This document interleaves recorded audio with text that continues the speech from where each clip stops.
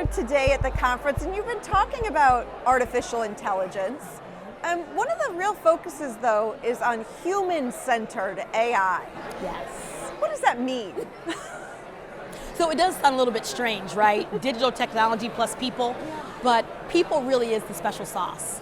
And we can have all these tools that are wonderful, that can make our jobs easier, that can make our life easier, but if they're not designed in ways that people can actually use them easily day to day, if folks don't understand the basics of how to use them, if we don't take a step back and think about, now how does this technology improve an entire work process, it's not going to be adapted or adopted the way that it really should be. And so that's one of the things that we focus on at Detroit at Work. Give me an example of what this looks like in practice. Yeah, so a couple of things. So we serve about 80,000 Detroiters a year. Now sometimes that's just them coming in to use our computers, right? To do the very standard job search online.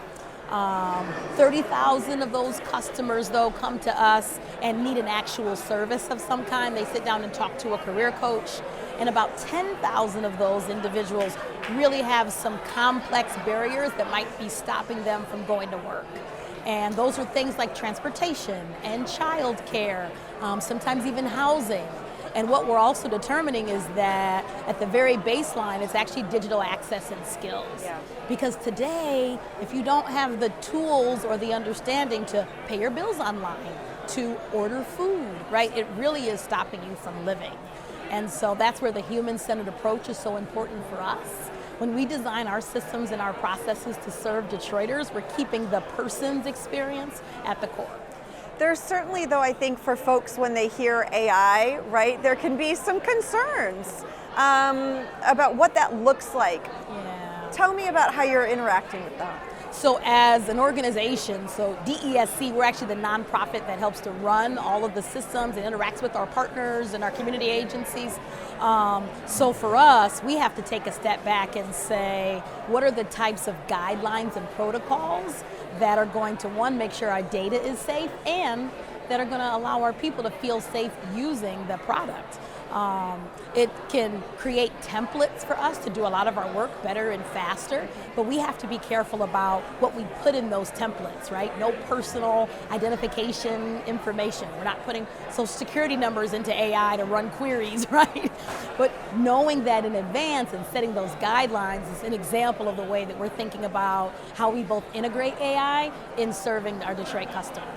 Do you think folks are thinking enough about those guardrails day to day? No. Tell me how you really To be very feel. honest about it. So as DESC, we knew as the leadership team that we had employees that were engaging with the tools. We could tell, right? Not that they were bad, and people were honest about it. Hey, I'm going to utilize the tool to help me develop this new template, or to help summarize some of our data to create reports, all good stuff.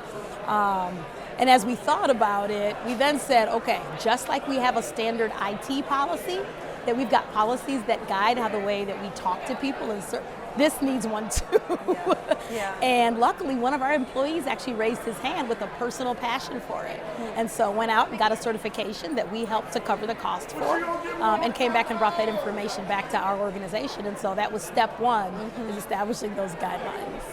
I'm curious about how you see the future. I mean, all of us are wondering about the future of AI, right? How are you thinking about the future, particularly in your work that you do? So one thing that I find really interesting, there is data now that is saying that the youngest generation working, so that Generation Z, is actually more fearful of using AI than those of us, I include myself, in the, I'll say, more experienced generations. We've been through a lot of economic change. We've been through technology changes now lots of times. I'm a part of the generation that remembers when wireless internet started, right? I just heard that dial-up sound in my... Exactly.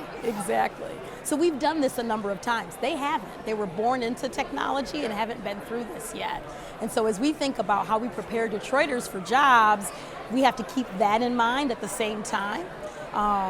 One, the generational differences of adoption of technology and AI specifically, but then also making sure that people have the foundational skills to even understand it, Yeah. right? There are things that we take for granted, those of us that are more comfortable using technology overall. We know the type of prompt to put into Google to get the right search term. We know that the 3 dots in the upper right-hand corner probably mean a menu. Those are things that if you've never interacted with the systems, and just like AI, are going to make it even harder for you to both obtain and keep a job in the future. Yeah. So some of this sounds like, too, the ability for it to be full of equity and Yes. making sure that everyone sort of has a seat at this futuristic table that you're talking about. That's exactly right. So we've embedded, thanks to some special grants, we are building digital coordinators into our service system for Detroit residents so that they can understand at the frontline level what people are asking for in terms of skills, and where we can connect them to resources that already exist here in the city to help build up those skills so that they're ready to hit the ground running with AI and anything else. Yeah. Watch One Detroit, Thursday at 7:30 p.m. You can find more at onedetroitpbs.org or subscribe to our social media channels and sign up for our One Detroit newsletter.